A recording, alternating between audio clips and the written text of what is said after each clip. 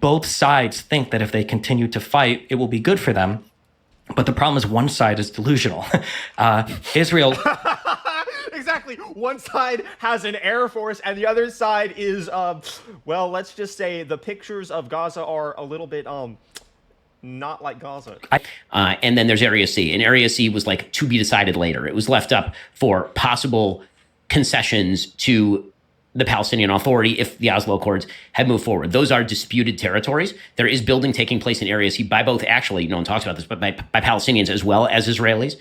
The basic idea, as kind of indicated by that, was Israel will not exist. And that was a promise that's been made by pretty much every Palestinian leader in Arabic to the people that they are talking to. Yasser Arafat famously would do this sort of thing. He'd speak in English and talk about how he wanted a two-state solution, and then he'd go back to his own people and say, this is a Trojan horse. I think there would be let's put it this way. If suddenly there arose among the Palestinians a deep and abiding desire for peace, approved by a vast majority of the population with serious security guarantees, I think you'd be very hard-pressed to find Israelis who would not be willing to at least consider that in return for not expanding bathrooms in Efrat. I would have agreed with you on October 6th. I think we're probably a year or two away from that right now. But the point I'm making is that Israelis now realize that the entire peace process was a sham, meaning the people who are on the other side of the table were using it as a Trojan horse in the first place.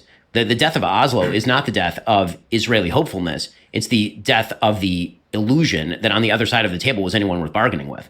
That's what's happening. And that's why you have this sort of insane disconnect right now between the United States and the Israeli government. No one in Israel is talking about making concessions to the Palestinian Authority for a wide variety of reasons, including the fact that Mahmoud Abbas's Fatah continues to pay actual families of terrorists who kill Jews. Sure, the Martyr Fund, yeah. Right, and which is from the moderate West Bank. Right, exactly. Yeah. So, again, many of these people who were killed were peace activists who were literally trying to work with people in Gaza to get them jobs. I mean, it's just... It's mind-boggling. That's why you've had this ground shift in Israel. The next 20 years in Israel is going to be about security and economic development, period, end of story. Everything else goes second, third place. Really, the situation only improves for Israel over time. But the Palestinians also all believe that if they keep fighting, they've thought this since 2000 under Arafat, that if they just keep fighting, they'll get better gains too. But that's not the case. Is there a difference between Palestinian citizens and the leadership when you say that? Like the Palestinians in the West Bank, of which I believe the most recent polling shows, I want to say 75 to 80% support the October 7th attacks. 80% support a terrorist attack. These people are insane.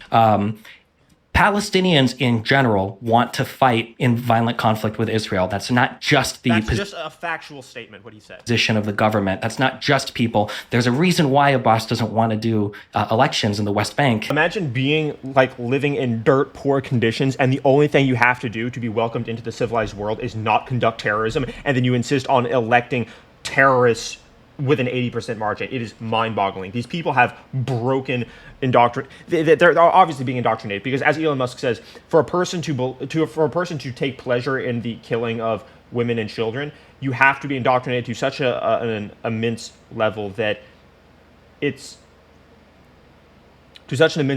almost unfathomable. And it's because the Palestinian people really do want to fight with Israel. But to combat that problem is you have to get the UN on board. We've got to do an actual addressing. You have to do counter-indoctrination. That's what you have to do. You have to prevent them from raising 6-year-olds to think it is acceptable to kill Israelis. That's what you have to do.